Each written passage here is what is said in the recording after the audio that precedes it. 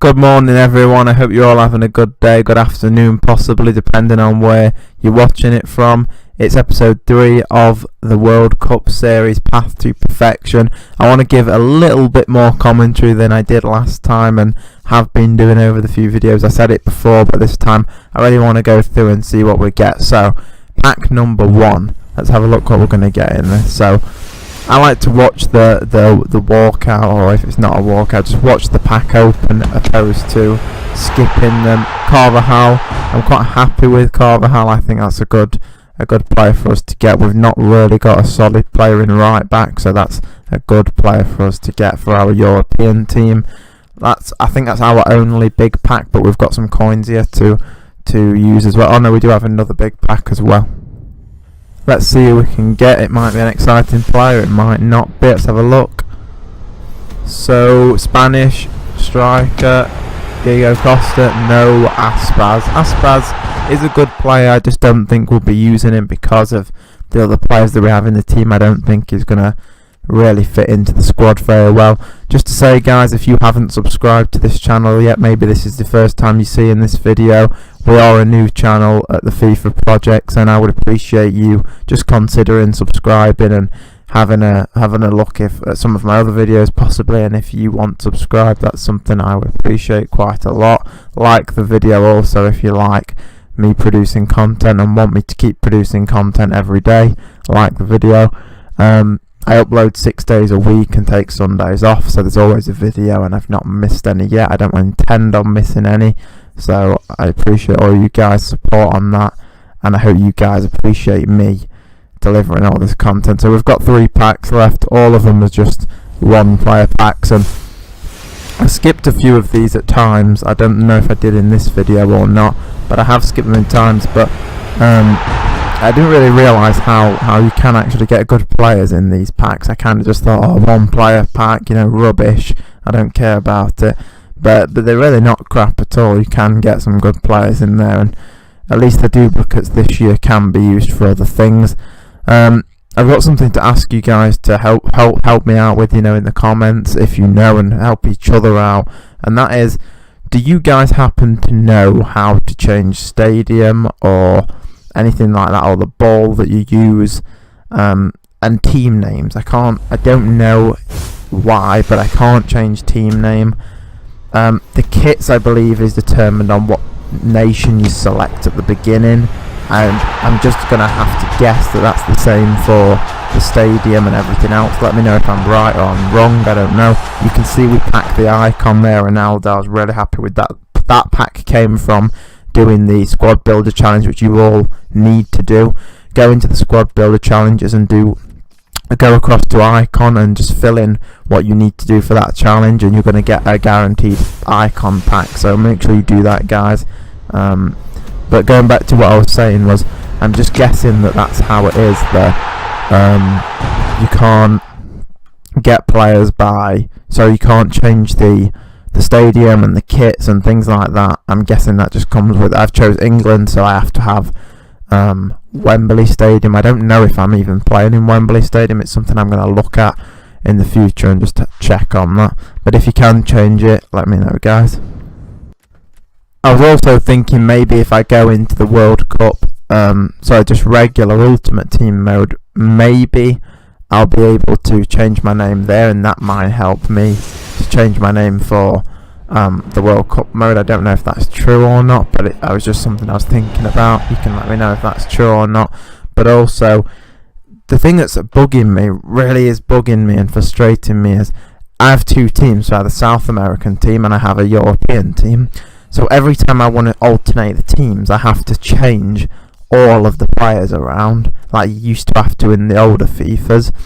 But in Ultimate Team and in the modern FIFA, what you've been able to do is just switch squads, so you can have multiple squads. I'm not sure if you can do that in this game, or again if it's just me and I can't figure it out for some silly reason. So I would appreciate you guys just filling me in and seeing if any of those things are or can be done.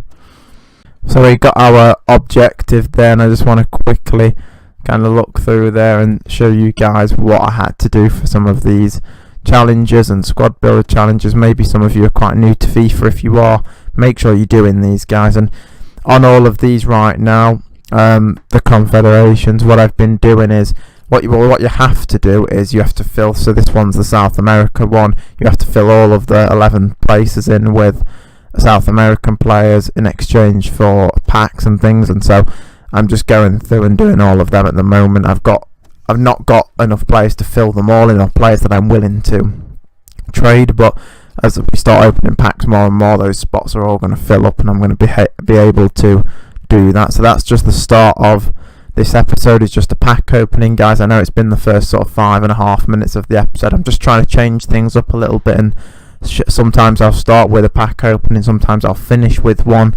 I just want to change it up and make the videos as interesting as possible. So this is our first online game, guys. The last episode, which was on Friday, I believe, of the World Cup mode, I played offline and won both games. I was happy with it. There was definitely room for improvement, but I was happy with it. And this guy's team is an incredible team. He's got Puyol in defence, 97 I believe, Boateng, he's got Ronaldo up front, he's got a legend behind the striker, he's got basically an incredible team. So you're going to see how this game goes, whether we win, whether we lose, whether we draw, and that's me going forward straight away. They're getting a shot off, he comes straight back at us early and getting a shot off. That was an absolutely incredible tackle and then amazing pass straight through. I tried to do what I do on career mode, which obviously didn't work, which was I'll hold both triggers down. So I play on Xbox, guys, so I held the left and right trigger down to try and bring the ball back and then finesse it in. He just countered me straight after and just put the ball across the net for an easy tap in. And that's sort of the goals that we've been conceding so far, just to give you guys some insight. Counter attacks, just dominate the player, dominate the guy we're playing against, clearly the better player, clearly the better team, and then him just getting the counter attack and finishing the game. And you'll see what happens in this episode. We're coming forward, lovely goal there, just slotted in there by Perisic to make it 1-1. I was really happy with that goal, thought we deserved it, thought we did well to get forward and to get that goal. I just kept plucking away and trying to stay as calm as possible, because ultimate team games can be very fast, and so staying calm under pressure sometimes is a big deal and something that I could definitely be better at, but I'm working on it. I'm trying to be better. There you can see again, he comes forward with, I think that's his third or second shot of the game, and he's only scored 2. At this point I'd had around 6 shots in the game, I believe, but I've only really scored 1. So coming forward again from me, and this is really nice. I really thought we did well with that. David Silva going on a little run, gets it across, doesn't be greedy, passes it across again, and doesn't finish it from there. Come on. And that guy, you could see, shot there at half time. He shot from outside the box, and the shots that this guy was having, a lot of the shots he was having was just from outside the box. And I think I touched on it in another episode a while ago, maybe a few episodes ago, that you can have 30 shots a game, guys, on the stats, but it really means nothing if every shot has just been outside the box. It takes a lot more skill to get your player inside the box and actually score or get shots off inside the box, not just coming from corners and shooting from really far range. Doesn't really mean you're a great player. I'm sorry, but it just doesn't. I'm just saying how it is. So this game's nearly coming to a close. We run through there, and I was struggling with delay in this game, guys. I was clicking the buttons and it just wasn't doing. You could see by that attack that I had. Then I ran forward, I shot, but he just didn't shoot. And then he took an extra touch, and I was very frustrated with that. So that was my first game. We did lose our first game. In my personal opinion, I did enough to win that game. I was clearly the better player. You could see from the footage that you watched. I think I did enough to play that game. So not keeping that, just getting rid of that, clearing our brain from that, and thinking about the next game. And this guy again has got a very, very good team, better than ours. At least I think it's better than my team. And the 4-3-3 that we're playing with is different to the career mode with Arsenal, which is the 4-2-3-1 we're playing with. So making sure that I've got to try my best to adapt to the situation. He came forward there with, I believe that's a Kocha, which was his icon player, and just smashed that into the far corner. It was a decent little goal. And then we give a penalty away, which in these World Cup games I've realised I've been giving quite a lot of penalties away. Very, very frustrating as well, because a few of them, that was definitely a penalty, a few of them haven't been penalties, and you'll see them in future episodes. And that was another example there of me shooting but nothing happening with the game. It just wouldn't register the button. The penalty was frustrating for me because I dived the right way, and that's always annoyed me. And it happens multiple times again, as you'll see over these episodes, where I dive the right way for the penalty and it doesn't save it, and it's very frustrating. But we get a goal back there, making it 2-1, and that was a big part of us getting the goal back, was just me staying calm under the pressure that was there. And I don't always stay calm, guys. You'll see that as well. There's many things that you guys are going to see, and it's going to unfold over these next few weeks and episodes. But managed to get 2-2 back. Really felt like we deserved it again. Thinking positive, thinking we deserved it, and then he comes back in 69th minute and gets that goal, which I couldn't tell if it was offside or not. I'm not going to make my judgment on that. I really didn't know if it was, but I'm struggling with defending so far, and I'm struggling with, the game seems to not respond well to when players are passing very quickly. So I might be using, let's say, my CDM, I might be using, or my centre mid, and he'll pass it around and it'll go to, the game will switch to my defender, but it will switch to the wrong defender, or I'll switch manually myself to a defender, but the game then switches me to the other defender, which I don't want. So I'm really struggling with the defending at the moment. It's something that's going to take a few weeks for me to get on top of. Again, I haven't played online for around seven months now. But we get the goal back with Ronaldo to make it 3-3.